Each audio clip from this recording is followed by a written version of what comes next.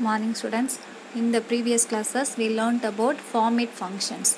Now we are going to learn about built-in string functions.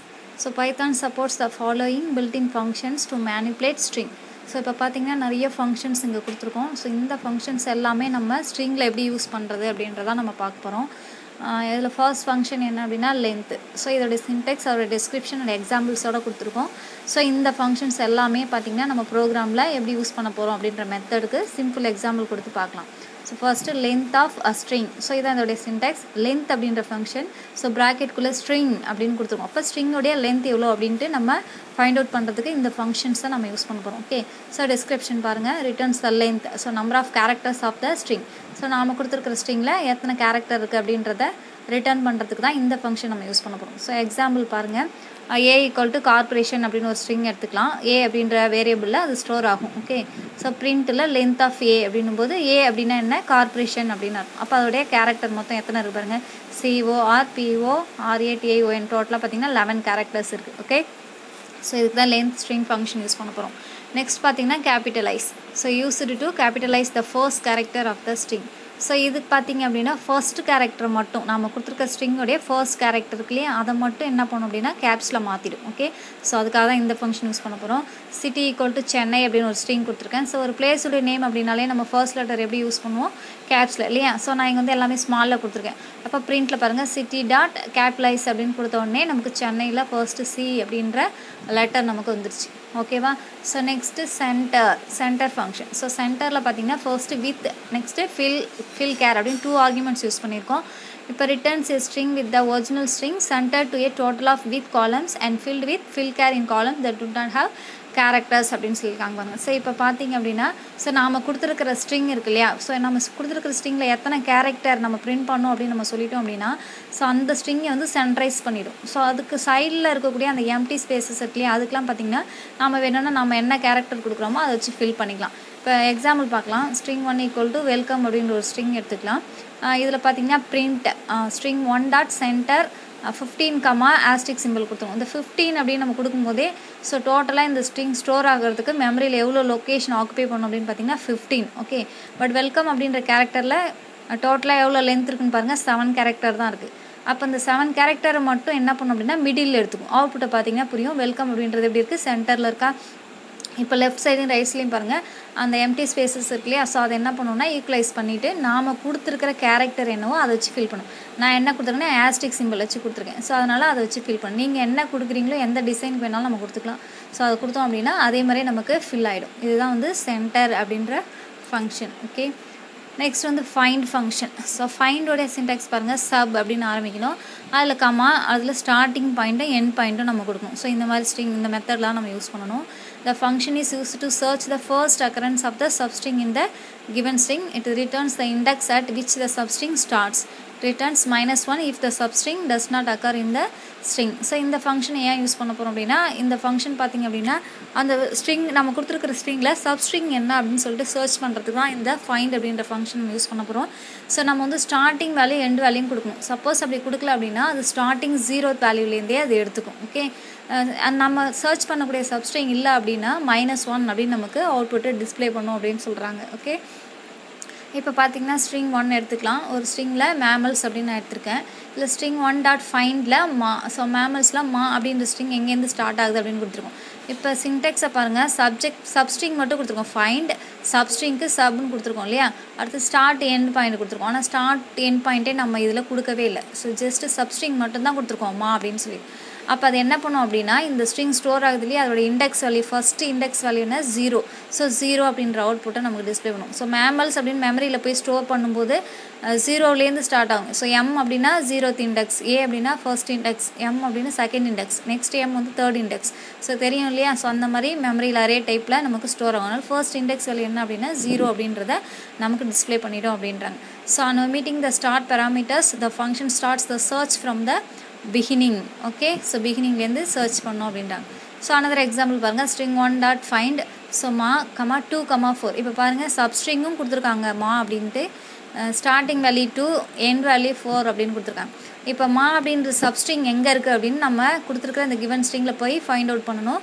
அவரோட starting value என்னென்னா 2லேருந்து search பண்ணணும் 4th வரைக்கும். 4 அப்படின்னா 4 - 1 இல்லையா, 3 வரைக்கும். அப்போ எங்கே இருக்குன்னு பாருங்கள். ஸோ 0 அடுத்து என்ன பண்ணும் சார் 1 2 3 இல்லையா, MAM. ஸோ நம்ம கவுண்ட் பண்ணும்போது 1லேருந்து தான் ஆரம்பிக்கணும். ஓகே, ஸோ 1 ஏன்றது 2 எம்ன்றது 3. ஓகே, ஸோ மேம் அப்போ எந்த இடத்துல நமக்கு பொசிஷன் இருக்கான்னு சொல்லிட்டு நம்ம சர்ச் பண்ண போகிறோம். இப்போ பாருங்கள் 2லேருந்து ஸ்டார்ட் பண்ணுறதால 2ல் என்ன இருக்குது, ஏன்னு இருக்குது, அடுத்தது எம்ன்னு இருக்குது. அப்போ மா அப்படின்னு இல்லை, AMAம்னு இருக்குது. அப்போ ஸோ இந்த மாதிரி நம்ம கொடுக்குற ஸ்ட்ரிங் இல்லை அப்படின்னா நமக்கு என்ன ரிட்டர்ன் பண்ணணும்னு பார்த்தோம், -1.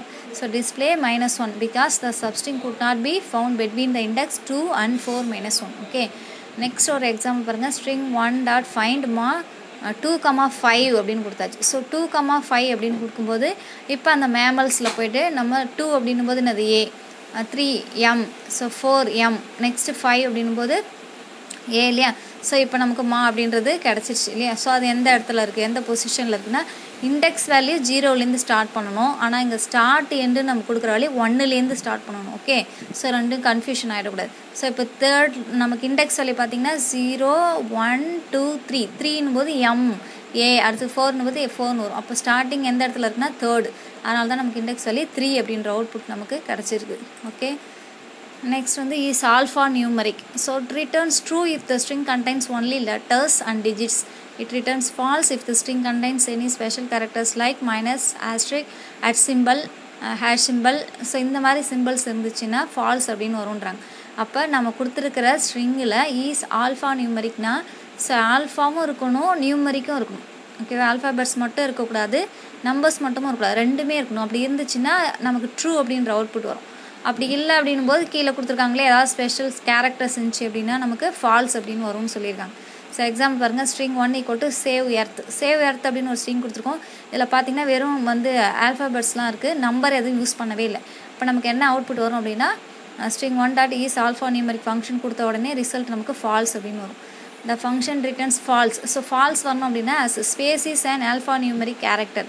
ஸோ ஸ்பேஸும் நம்ம என்ன எடுத்துக்கணும், ஆல்ஃபா தான் அப்படின்னு நம்ம எடுத்துக்கணும். ஓகே, சரி. இப்போ வந்து save 1 earth dot is alphanumeric. இப்போ சேவ் 1 எர்த் அப்படின்னு கொடுத்துருக்கோம். 1 அப்படின்றது நியூமரிக் வேல்யூ, சேவ் எர்த்துன்றது ஆல்ஃபாபெட்ஸ். ஸோ ரெண்டுமே இதில் மிக்சடாக வந்திருக்கிறதால இப்போ இந்த ஃபங்க்ஷன் ஆன்சர் என்ன அப்படின்னா ட்ரூன்னு கிடைக்கும்.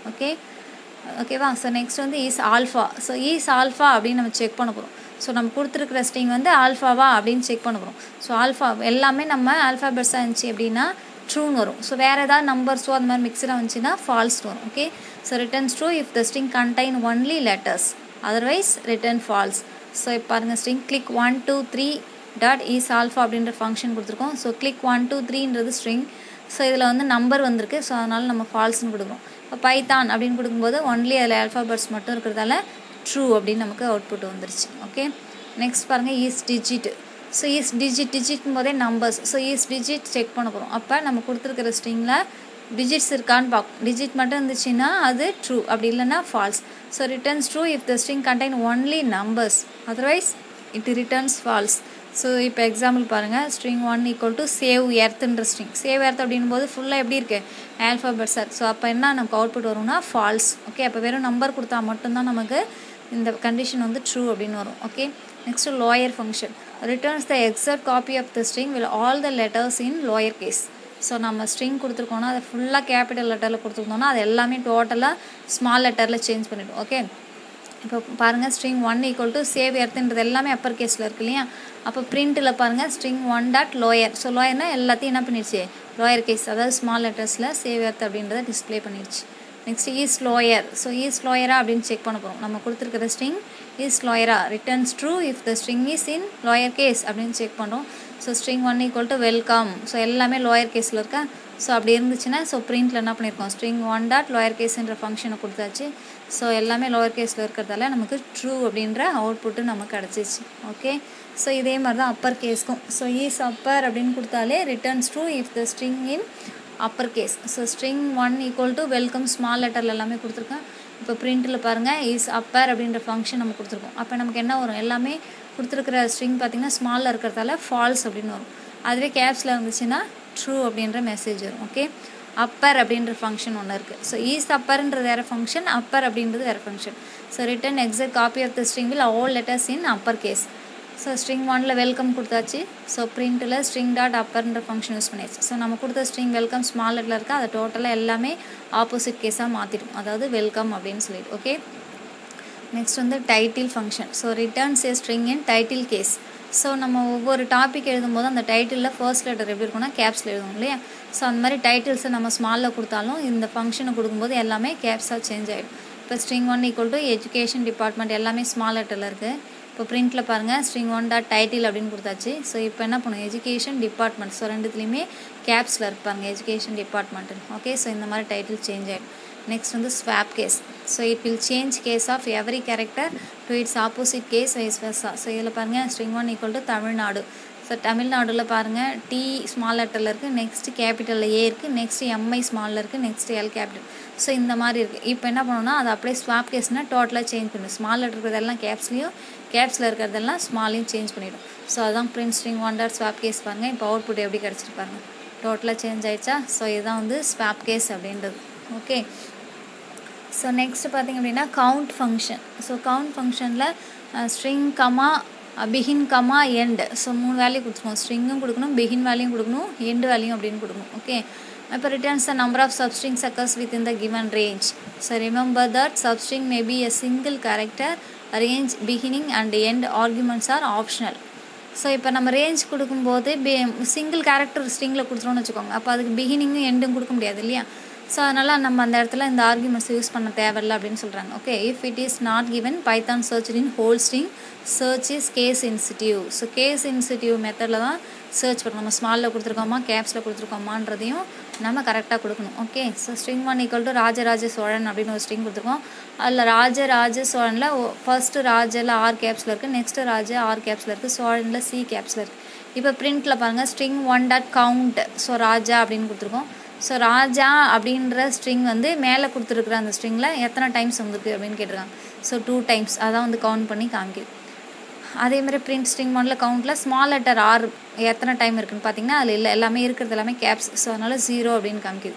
அதேமாதிரி கவுண்டில் கேப்ஸில் ஆர் கொடுத்திங்கன்னா 2 டைம்ஸ் ராஜராஜன்றதால 2 டைம்ஸ் 2 அப்படின்னு காமிக்குது. நெக்ஸ்ட் பார்த்திங்கன்னா ஏ அப்படின்ற கேரக்டர் டோட்டலாக அந்த நேமில் எவ்வளோ இருக்குதுன்னு பார்த்தீங்கன்னா 5 டைம்ஸ். ஸோ 5.